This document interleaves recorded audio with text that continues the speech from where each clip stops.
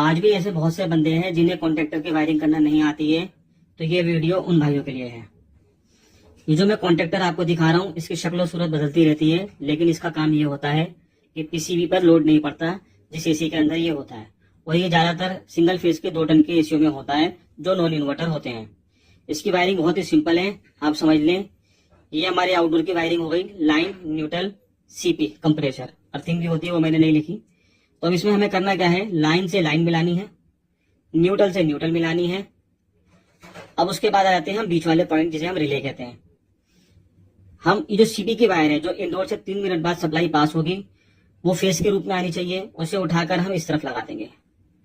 यहाँ पर फेस आ गया और अब हमें इस पॉइंट में सप्लाई देनी है जो हमें न्यूट्रल के रूप में देनी है।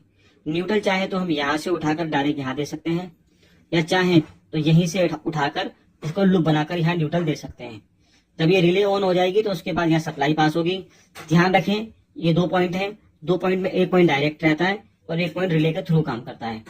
जब इंडोर से सप्लाई पास होगी 3 मिनट बाद, 3 मिनट बाद रिले ऑन होगी और रिले ऑन होने के बाद फिर आगे सप्लाई जाएगी। आगे की सप्लाई कैसी है आप देख सकते हैं। ये हमारा कैपेसिटर है, मैंने इसमें पॉइंट आउट कर दिया है, आप देख सकते हैं। ये हमारे कंप्रेसर की कॉमन है जो कि डायरेक्ट जाएगी रिले से, मतलब कॉन्ट्रैक्टर से। ये हमारी रनिंग है जो कैपेसिटर पे रहेगी और इसी रिले से यानी कॉन्ट्रैक्टर से एक वायर निकलेगी जो कैपेसिटर पे जाएगी।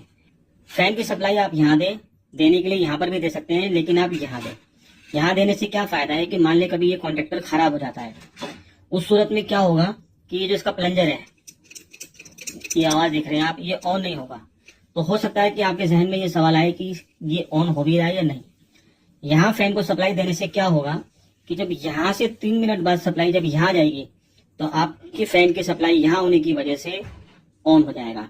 अगर आप यहाँ लगा देंगे और ये प्लंजर नहीं चिपक रहा है 3 मिनट बाद, तो आपको समझ नहीं आएगी कि ये कॉन्ट्रैक्टर काम कर भी रहा है या नहीं। अगर आप यहाँ वायरिंग लगा देंगे फैन की तो आपको मालूम पड़ जाएगा कॉन्ट्रैक्टर ऑन हो रहा है या नहीं हो रहा। मान ले फैन चल जाता है और ये प्लंजर नहीं चिपकता, तो इसका मतलब ये कॉन्ट्रैक्टर खराब है। और ये चिपक जाता है और आगे कंप्रेसर ऑन नहीं होता है, तो इसका मतलब यहाँ से सप्लाई तो पास हो रही है, यहाँ कहीं दिक्कत है। तो इस चीज का आप ध्यान रखें।